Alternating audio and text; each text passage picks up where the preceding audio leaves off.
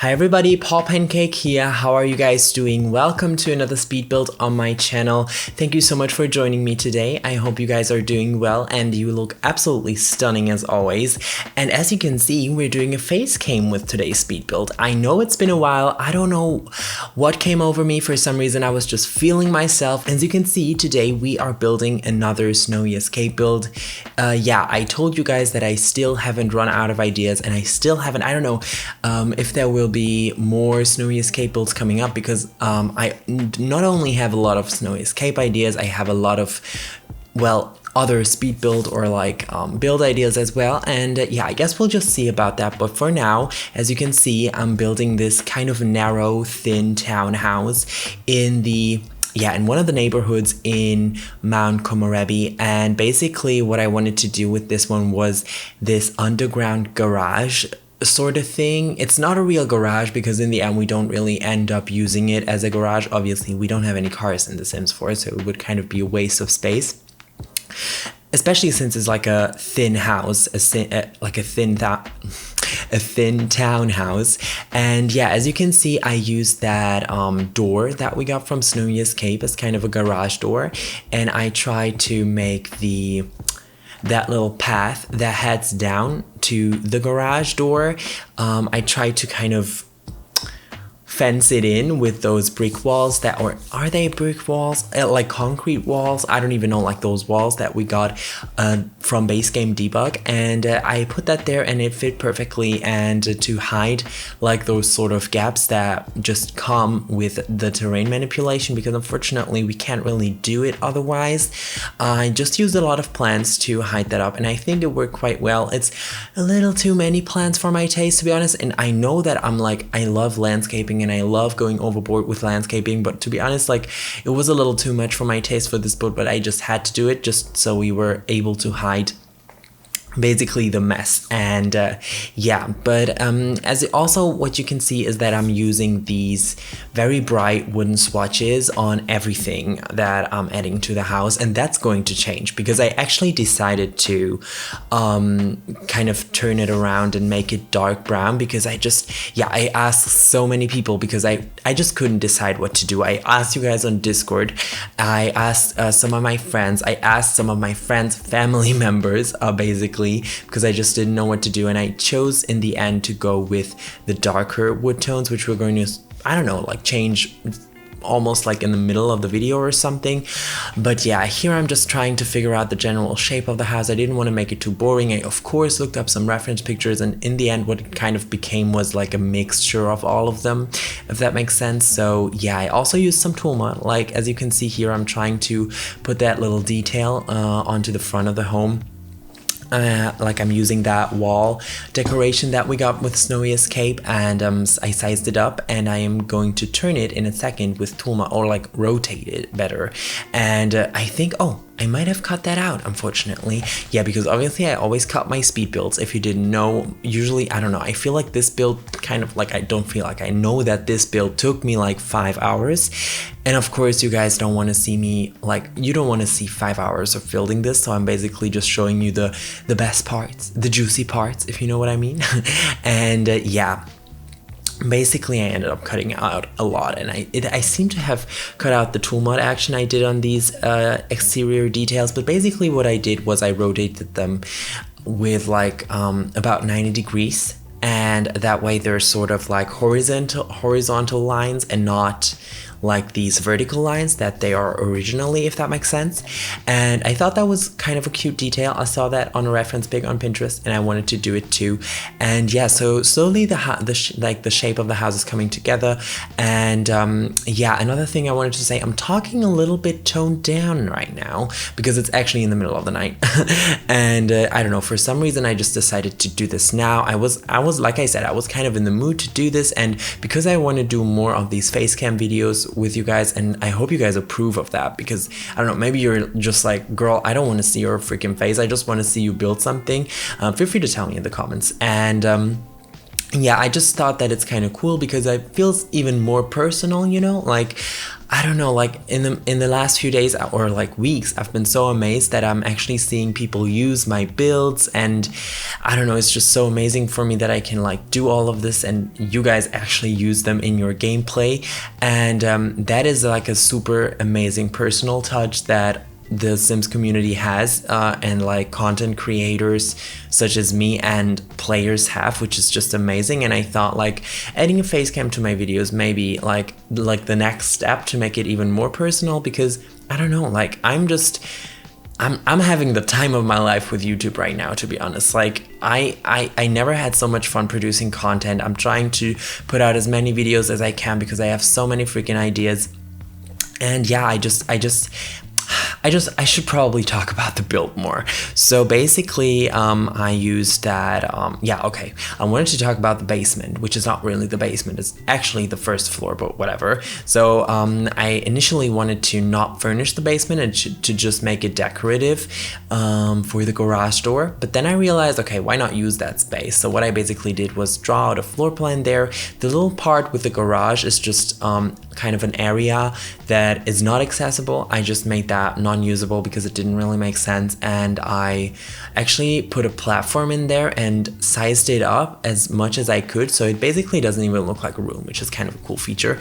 And because I obviously didn't want this first floor or basement, whatever you want to call it, to be too dark, I'm doing what I'm doing right now, which is kind of drawing out a tiny backyard area, or like, I don't know, it's not really in the back of the house, so I don't know if it's really a backyard, but it's like this tiny area, like this tiny yard, which goes off from one of the sides of the house, and you basically can access it from one of the rooms in the basement. And I thought that's kind of a cute idea. My grandma has something like that too, and I don't know, I just wanted to do that.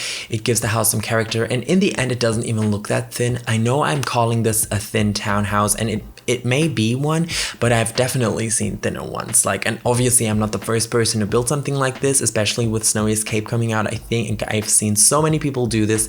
This is something though that I wanted to do from the beginning on, like since Snowy Escape released, but I just it wasn't the first on my list, simply because, like I said, a lot of people have done this already, and I thought that I want to bring some other ideas to you guys that I personally haven't seen yet. For example, those Mount Komorebi apartments that I recently built, that by the way are absolutely blowing up. Like, thank you so much guys for I think it's like by now over 40,000 views on that one video, and I'm just obsessed. Like, how the hell is that? Like, I just can't cope with that. Thank you so much guys for all the love I'm getting on that. And yeah, basically, I think I just moved on to furnishing the whole house because I kind of finished the exterior. And as you can see, like, I kind of filled all of these gaps that kind of were made through the terrain manipulation with all of those plants. And yeah, like I said, I think it's a little much, but whatever. And also I don't know, did I mention it already? I don't know if I did, but here is some tea that I made myself because I don't know, honestly. Oh, also, I'm still trying to not say I don't know so often. However, it doesn't work. But yeah, I feel like I'm getting more and more comfortable with talking to a camera and stuff, and like really like being in the video instead of just my voice being in the video. And I know that I stream on Twitch, but that's also kind of different. I don't know, because maybe it's because it's live and it's just different. And I'm still kind of nervous about like doing these speed builds with a camera, which is why I made myself some tea to calm myself down a little bit. And yeah, I don't know. It's just it's so relaxing. And I don't know if you guys want to get. I said I don't know. I'm gonna stop saying it, and I'm also going to stop mentioning that I'm saying it, because recently someone said that it's kind of like if I'm saying I don't know so often and then I'm also mentioning it so often that I'm doing it, you know, like it makes it even worse. So I'm not gonna do it anymore. And yeah, basically, if you guys want to get cozy with me for this video, it's not too late yet to grab yourself some tea or some coffee or whatever, just to get comfortable. But yeah, right now I'm doing something that I'm actually really proud of, which is this custom shoe rack, if that makes sense, because the shoe rack itself is still usable. You can still click on the shoes and like set the rules for the house, but I kind of used this little table that we got with Snowy Escape, and I put both of them, like the shoe rack and the table, sort of more into the ground, and I merged the two objects so that it looks like a more modern shoe rack that matches the rest of the furniture of Snowy Escape. And honestly, I guess that was the proudest moment of the week for me. I was just super proud of that it worked. I don't even know if you just saw the end product, because I was busy looking into the viewfinder. I'm sorry, I'm just not used to doing these voiceovers with a camera, so that's why I'm constantly looking at myself. And I didn't really see if you saw the end result, but I hope you did. And yeah, basically, as you can see, I'm just doing what I already mentioned in the beginning of this video. I'm changing all the wooden swatches to this darker wood. I don't think that it looks particularly better than the bright one, but for some reason I felt like it just matched the whole build a little bit better. I feel like the bright wooden swatches sort of disappeared into the white walls, if that makes sense, because also looking at it from the front, it's sort of like I feel like the details of the build and all of the visual interest sort of builds through that contrast that comes with the dark wooden swatches and the bright facade, if that makes sense. I don't know. Am I making sense? I don't know. But yeah, everybody who I talked to, or like almost everybody, like I think my flatmate actually was like, hey, keep the bright swatches, definitely keep, like they're much more peaceful. And I agree. Like I think if I would have played in this house, if this would have been like the house that I chose for my personal gameplay or something, I would have totally left it in like with a brighter swatch, like with a brighter wooden swatch. But I wanted to make it look more universal, and now looking at it, I feel like it looks nicer. Like I like the dark swatches, I like the dark wallpapers and all of that. I'm a fan, not gonna lie. And also I just realized that the shoe rack kind of reset itself. Like the custom one that I made, it was just the normal shoe rack. I don't know why that is. Now I'm kind of unsure if it ended up in the build or not, but I was super proud of it. I don't know why I would have deleted that. Maybe it was like the platforms or something. Yeah, we'll see. So basically what I'm doing right now is I'm furnishing the next room, which is, I also didn't really talk about what I did in the kitchen and the living area, right? Yeah, whatever, you saw what I did. It's kind of minimalistic. Yeah, that's another point I wanted to point out, does that make sense? I don't know, but I said I don't know. I said that I'm not gonna mention it anymore, but I did. So yeah, bear with me. So basically I wanted to go for a more minimalist vibe in this house, because I barely ever do that, and I know I kind of did that in my last builds as well, but I feel like I didn't really pull through with that because I just wanted to use all of the new items. And now this is like the fourth, is it the fourth or the third? No, it's the fourth build I'm doing with Snowy Escape, and by now I kind of know what I'm working with. I know every items. I like tried them out and know how they work, and that way I don't feel that pressure to use every single one of them in my build, if that makes sense.